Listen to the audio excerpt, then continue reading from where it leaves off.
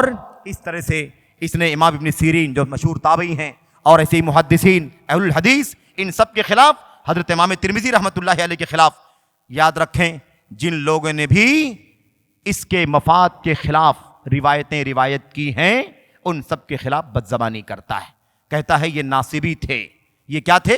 ناصبی تھے، آل بیت رسول کے دشمن تھے۔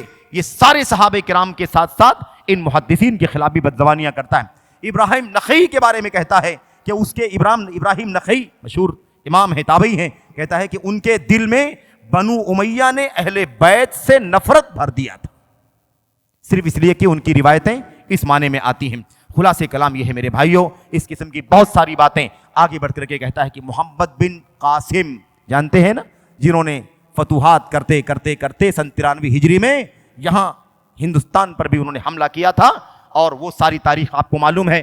وہ کہتا ہے کہ محمد بن قاسم بھی ناصبی ہیں، استغفر اللہ، کہتا ہے ہندوستان پر اسلام کے لیے حملہ نہیں کیا تھا انہوں نے، حملہ ہندوستان پر جو کیا تھا وہ اسلام کے لیے نہیں کیا تھا کہ اسلام آ جائے، فتوحات کے لیے حملہ نہیں کیا تھا، بلکہ اہل بیت رسول پر ظلم کرنے کے لیے ایسا کیا تھا، استغفر۔ یعنی جتنے لوگ اس کے مفاد کے خلاف جاتے ہیں سب کے سب کون ہیں؟ مجرم ہیں، سب کے سب اس کے خلاف بات کرنے والے میرے بھائیوں ناقابل اعتبار ہیں۔ امام ابن تیمیہ رحمۃ اللہ علیہ کے خلاف بہت ساری باتیں، اور ایسے ہی میرے بھائیوں اور ایسے ہی بہت ساری باتیں۔ ایک بات وہ یہ بھی کہتا ہے مرزا غلام احمد قادیانی کے بارے میں، سب جانتے ہیں نا، متفقہ فیصلہ، اس کے بارے میں سب لوگوں نے مل کر کے کہا کہ وہ کون ہے، اس کا اسلام سے کوئی لینا دینا نہیں ہے، اس کے ماننے والوں کا اسلام سے کوئی لینا دینا نہیں۔ لیکن کیا کہتا ہے مرزا غلام احمد قادیانی نے صراحت کے ساتھ نبوت کا دعویٰ نہیں کیا تھا، شبہ شوشہ پھیلانے کی کوشش کہ نبوت کا دعویٰ اس کے سر پر ڈال کر کے فتویٰ دے دیا گیا، اور دیکھو سمجھ لو کہ فتویٰ غلط تھا، کیونکہ اس نے نبوت کا دعویٰ صراحت کے ساتھ نہیں کیا تھا، استغفر اللہ۔ اس کا مطلب سارے کے سارے علماء کیا تھے؟ سارے کے سارے علماء غیر معتبر تھے۔ ایسے ہی قادیانیوں کے بارے میں کہتا ہے کہ اہل کتاب یہود و نصارہ سے بھی بہتر ہے، قادیانی کیا ہے؟ یہود و نصارہ سے بہتر ہے، اس قسم کی باتیں وہ کرتا ہے۔ میرے بھائیو اس معنی کی اور بہت ساری باتیں ہیں، میں نے آپ سے یہ بات بھی کہی تھی کہ یہ آدمی وقتاً فوقتاً حوالے دیتا ہے جاوید غامدی کا، یوسف قرضاوی کا بھی حوالہ دیتا ہے، اور میرے بھائیو بڑے ادب سے بڑے احترام سے ان کا نام لیتا ہے۔ اسی طریقے سے شیعوں کی رافضیوں کی کتاب، آخری بات کہہ رہا ہوں میں، شیعوں کا ہی عقیدہ، رافضیوں کا ہی عقیدہ لے کر کے چل رہا ہے نا، آل بیت رسول کا دفاع اور تمام صحابہ کرام کو گالی دینا، برائیاں کرنا، خاص طور پر بنو امیہ۔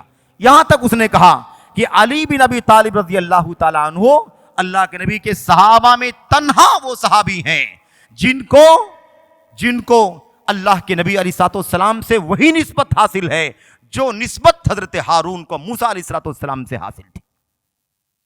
یعنی حضرت رسول کریم صلی اللہ علیہ وسلم کا معاون، مددگار، سپورٹر اور دفاع کرنے والا اگر کوئی صحابی ہے سب سے بڑا تو علی بن ابی طالب ہیں، جیسے حضرت موسیٰ کا دفاع کرنے والے حضرت ہارون تھے۔ میرے بھائیو کس قدر بڑا الزام ہے۔ اللہ کے نبی نے فرمایا تھا ان امن الناس علی فی مالہ وصحبتہ ابو بکر، مجھ پر پوری امت میں ساتھ نبھانے اور مال خرچ کرنے کے اعتبار سے اگر سب سے زیادہ کسی کا احسان ہے تو ابو بکر صدیق رضی اللہ تعالیٰ عنہ کا احسان ہے۔ لیکن یہ کہتا ہے کہ اس مقام کا علی کے سوا آپ کے صحابہ میں کوئی نہیں تھا۔ یہ سارے عقیدے بتلاتے ہیں کہ نہیں بتلاتے ہیں کہ یہ کون ہے؟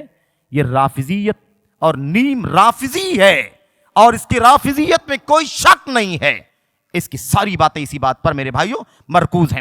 آگے دیکھیں میں کہہ رہا تھا شیعوں کی کتابوں کا حوالہ دیتا ہے، نہج البلاغہ مشہور شیعہ کتاب ہے، نہج البلاغہ، اور ایسے اصول الکافی کلینی کی ان کے حوالے دیتا ہے، اور کہتا ہے کہ ان کتابوں کے اندر، شیعوں کی ان کتابوں کے اندر اتنی توحید بیان کی گئی ہے، اتنی توحید بیان کی گئی ہے کہ اتنی توحید تو آپ کو بخاری اور مسلم میں بھی نہیں ملے گی۔ کیا قصور ہے رافضیوں کا بھائی، شیعوں کا؟ گویا ہم اہل سنت بلا وجہ بغاوت کرتے ہیں رافضیوں سے، شیعوں سے۔ آپ کو سمجھ بات آگئی کہ نہیں آگئی؟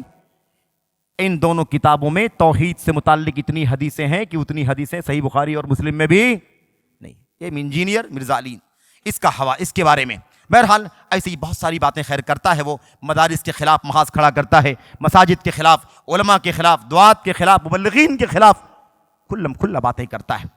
میرے بھائیوں اس حوالے سے باتیں بہت ساری ہیں، ہم نے یوں سمجھیں کہ آپ کو قطرہ بھی نہیں پہنچایا ہے، لیکن ظاہر ہے کہ وقت کا اپنا ایک نظام ہے۔